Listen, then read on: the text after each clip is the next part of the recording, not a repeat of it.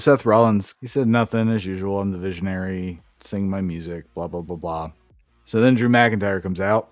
Seth reveals that he's wearing Becky's new shirt. And then McIntyre and Rollins, they cut weird promos, like really weird and awkward promos. Like McIntyre's talking about when you go away the WWE for 16 years and then you go home and then you see your parents grow old and they can't hold you anymore because they're so fucking old and dying.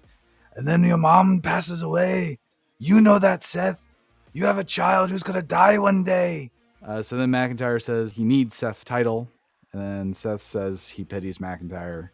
McIntyre gets pissed off and attacks Rollins. Rollins isn't having that, and he fends off Drew. You didn't watch the segment?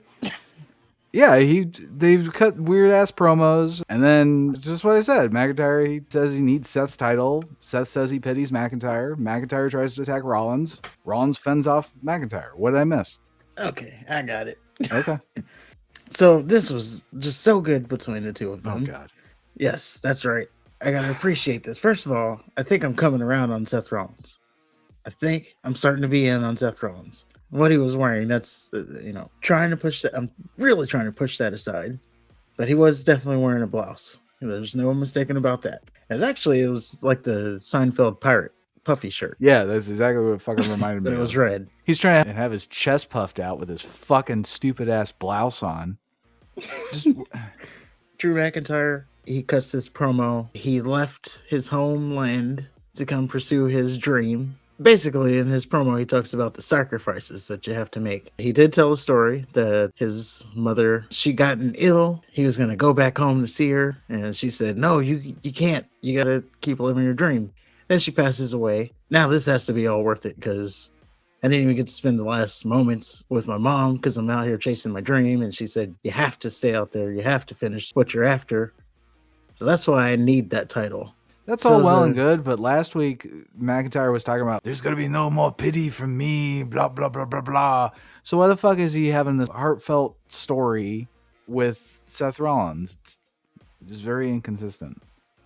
And it was like awkward and out of nowhere because McIntyre, up to this point, he doesn't seem to be the type of guy that gets all personal.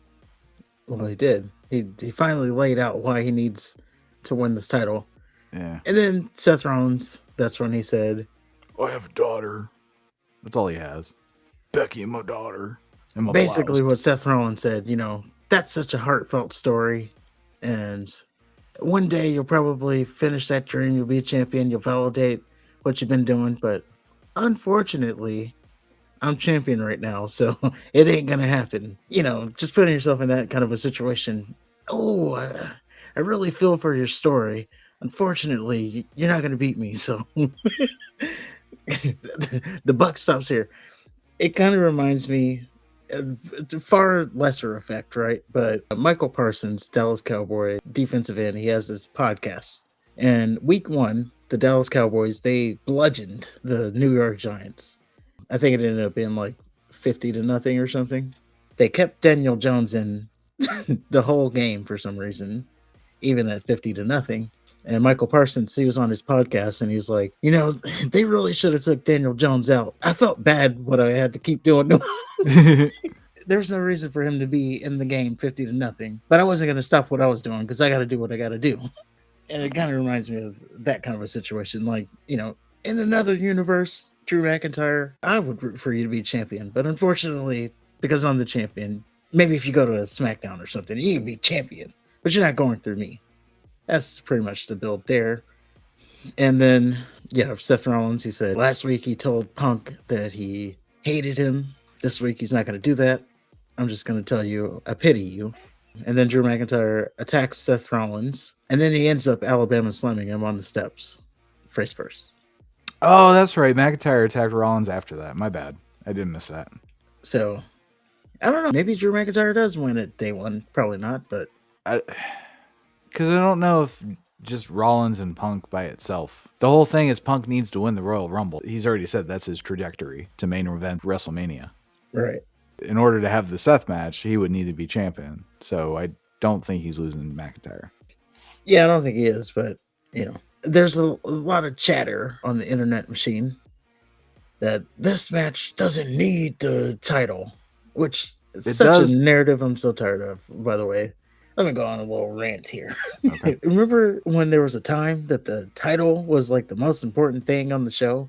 There wasn't Absolutely. no bigger than the title. No, the feud is built around the title, which makes it bigger than what it is. Hmm. Like, can you imagine Shawn Michaels, Bret Hart Iron Man match, but it's not for the title because that's bigger than the title? No, the story was Shawn Michaels beating Bret Hart for the title. That's what Well, made it the story. when the title's involved, it turns into, well, I'm going to take the most important thing in the world to you, and that's your title. Yeah, that's true. Yeah, the one piece that I can take from you that's going to take away everything. I'm just tired of people saying, and it's not even just this feud, it's just like any feud. Oh, it doesn't need the title, it's bigger than the title. When we were growing up, all the wrestlers were trying to get a title. They were trying to win something. They were trying to climb the ladder and compete and be number one at their weight class or whatever. Now they're just a part of a dance troupe. And yeah, anybody, when you were kids, young wrestling fan, you didn't like, oh, I want to be a wrestler and put on great matches. No, you fantasized, you dreamed, you mimicked, whatever you want to call it, being a champion or having a championship match. It was always for the belt. It was Yeah, never just, oh, this just my road to, like the WWE 2K game. My road to WrestleMania is facing Brock Lesnar and beating him, but not because for the title, just beating him. that's part of it. You want to have the title over your shoulders and shit. Yes, You there don't was a time. fantasize about being Tozawa. Yeah, there was just a time where the title was the most important thing, and Yeah, everything was built around. Like, yes, there was a feud. Yes, it could be bigger then, but also the title was on the line, so that just made it that much more because it's supposed to be the most important thing. It's why we're in this business, not us, but you know, the wrestlers. That's why you're in the business is to win titles. It should be built around being the most important thing. agreed. There's another thing like people are, oh, Roman Reigns doesn't need the title to be, whatever. It's like, no, him being the tribal chief involves him having the title. Like, if he doesn't have the title, he's not the tribal chief. I'm Yeah, sorry. unfortunately they booked that. Well, his whole shtick is about You're right. ruling being the head of the head. Without And the that titles, involves, there's no tribal chief. And yeah, you're yeah. right. They wrote that into the storyline, so that's they booked themselves into that. Well, I think it became about that, yeah. But let's just stop trying to say things are above the title because that just belittles the title. Right. Then what the fuck else are you gonna wrestle for? Just to put on a good match. All right. Well, you do that. Hurt yourself for nothing. Yeah.